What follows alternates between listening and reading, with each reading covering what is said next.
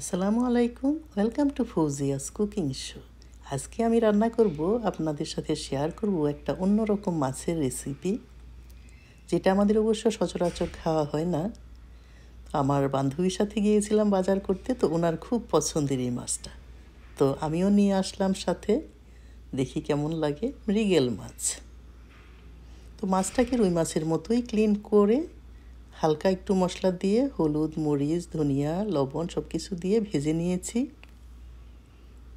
দিয়ে দিলাম 1 কাপের মতো পেঁয়াজ। পেঁয়াজটাকে গোল্ডেন ব্রাউন হওয়া পর্যন্ত অপেক্ষা করব। এই যে অলমোস্ট গোল্ডেন ব্রাউন হয়ে গিয়েছে। এখন আমি এটার সাথে মশলাগুলো অ্যাড করে দিব।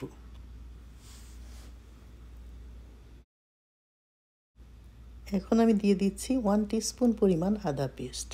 এটাকেও আমি এখন পেঁয়াজের সাথে নেড়ে চেড়ে ভালো মতো মিক্স করে নিব। দিয়ে দিচ্ছি 1 টিস্পুন পরিমাণ ধনিয়ার গুঁড়া, হলুদের গুঁড়া, 1/2 টিস্পুন আমি নিয়েছি জিরার গুঁড়া, লবণটা নিয়েছি পরিমাণ মতো। আর যে পাকা মরিচ, যেটা কাঁচা লাল মরিচ, সেটাকে আমি কেটে নিয়েছি। তার কারণ এটার সাথে আমি কোনো লাল মরিচের গুঁড়া দিব না, সেই জন্য শুধু পাকা মরিচটাই কেটে দিয়েছি। আর মশলাটা যাতে পুড়ে না যায় সেই জন্য দিয়ে দিলাম একটু পানি। এখন বেশ ভালো মতো এটাকে নেড়ে চেড়ে ভুনে নিব।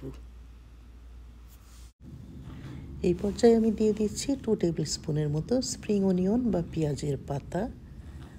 এটা দিলে তরকারির টেস্টটা অনেক গুণে বেড়ে যায়, তবে অপশনাল, আপনারা যদি না চান নাও দিতে পারেন, তবে দিলে বেশ ভালো লাগে। তো এটাকেও নেড়ে চেড়ে মিক্স করে নিচ্ছি। তারপরে আমি দিয়ে দিচ্ছি 1 কাপ পরিমাণ পানি, যেটা এখন ঝোলের মতো আর কি। তো মাছটা তো আমি ভুনা ভুনা করে ফেলবো, তো সেই ঝোলটা আর কি দিয়ে দিলাম 1 কাপ পরিমাণ। তো এখন নেড়ে চেড়ে এটাকে বলক আসা পর্যন্ত অপেক্ষা করব। এই যে আমরা দেখতে পাচ্ছি ঝোলটা ফুটে উঠেছে। এখন সেই যে আগে থেকে আমি মাছগুলো ভেজে রেখেছিলাম, সবগুলা মাছ আমি দিয়ে দিচ্ছি। আর দিয়ে সুন্দর করে উল্টে পাল্টে মশলার সাথে মিক্স করে দিব। সবসময় ভুনা মাছটা রান্না করতে গেলে এভাবে ঝোলটা আগে দিলে, যখন ফুটে উঠবে তারপরে মাছটা দিলে তরকারির টেস্টটা অনেক ভালো হয়।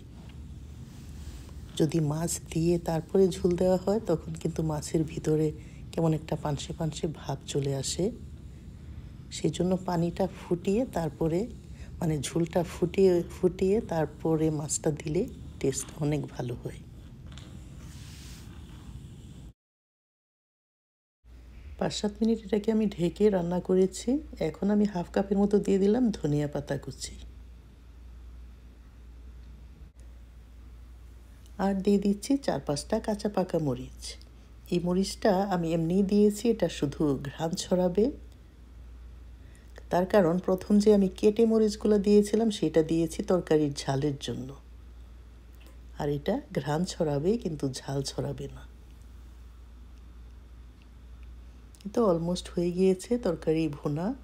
আর 2-3 মিনিট জাস্ট একদম লো হিটে রান্না করব, তারপরেই তৈরি হয়ে যাবে মজার মৃগেল মাছ ভুনা। আপনারা যদি চান এই রেসিপি ফলো করে রুই মাছ বা অন্যান্য যে কোনো ধরনের মাছই কিন্তু ভুনা করতে পারেন ঠিক একইভাবে। খেতে কিন্তু খুবই মজা হয়। তৈরি হয়ে গেল মৃগেল মাছের ভুনা। আপনারাও ট্রাই করতে পারেন, আশা করি ভালো লাগবে। আবারও কথা হবে নতুন কোনো রেসিপি নিয়ে। সেই পর্যন্ত আপনারা সবাই ভালো থাকবেন। আল্লাহ হাফেজ।